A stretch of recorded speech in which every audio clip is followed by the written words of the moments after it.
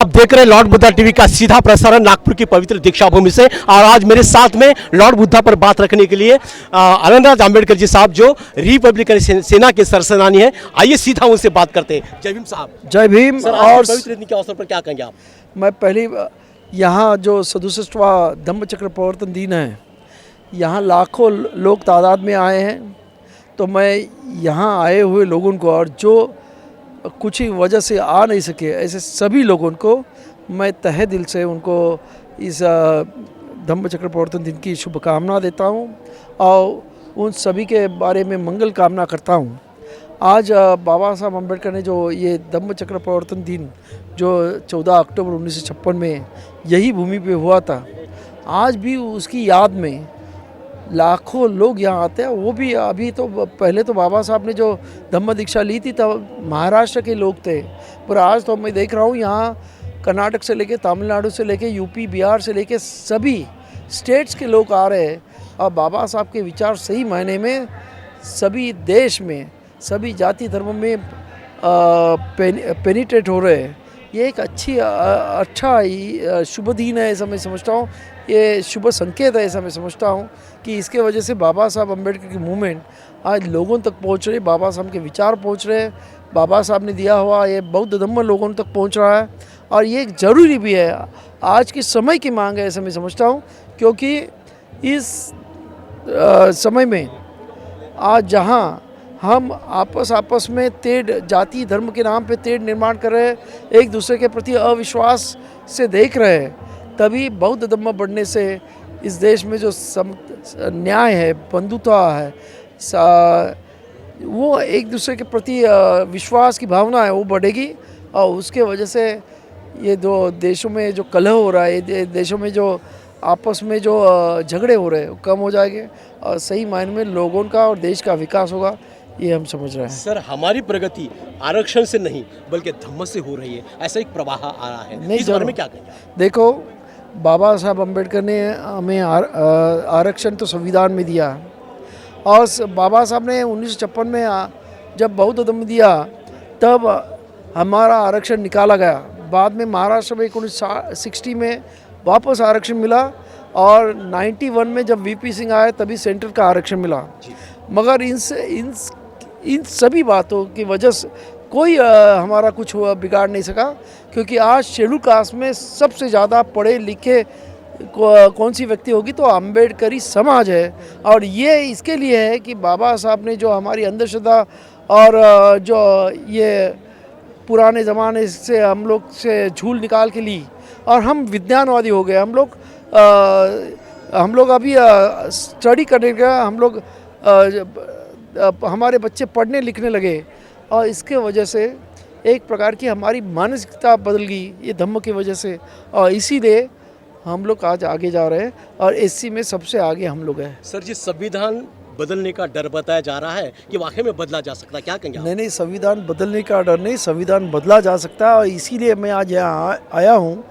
मैं आपको सब आपकी चैनल की तरफ से बताना चाहता हूँ कि आज इस पवित्र दीक्षा भूमि से हम संविधान बचाओ यात्रा निकाल रहे हैं, और इसमें काफ़ी लाखों लोग शरीक हो गए, मुझे उम्मीद है। क्योंकि इस देश का 80-85% टपका ऐसा है कि संविधान के प्रति सद्भावना रखता है, उसको प्रेम करता है, और वो है, इसके लिए हम ऐसे सोचने वाले लोग हैं। और देखो, यहाँ हमारा चाय वाला आदमी भी पंतप्रधान बन सकता है, बाबा साहब अम्बेडकर का संविधान की वजह से बन सकता है, ये आपने समझना चाहिए। और इसी वजह से इस देश में कुछ लोग संविधान बदलने की बात करते हैं, कुछ लोग संविधान जलाते हैं, कुछ लोग अलग राष्ट्र बनाने की कोशिश कर रहे हैं। उन सबको हम लोग चुनौती देना चाहते हैं हमारी संविधान यात्रा से, और इसीलिए आज यहाँ से हम संविधान यात्रा निकाल के वो पूरे विदर्भ में घूमेगी, बाद में वो मराठवाड़ा में जाएगी, मराठवाड़ा से उत्तर महाराष्ट्र जाएगी, उत्तर महाराष्ट्र से पश्चिम महाराष्ट्र जाएगी, पश्चिम महाराष्ट्र से कोंकण जाएगी, और कोंकण से 6 दिसंबर को बाबा साहब अम्बेडकर के महापरिनिर्वाण दिन के दिन वहाँ इस यात्रा का समारोह होगा।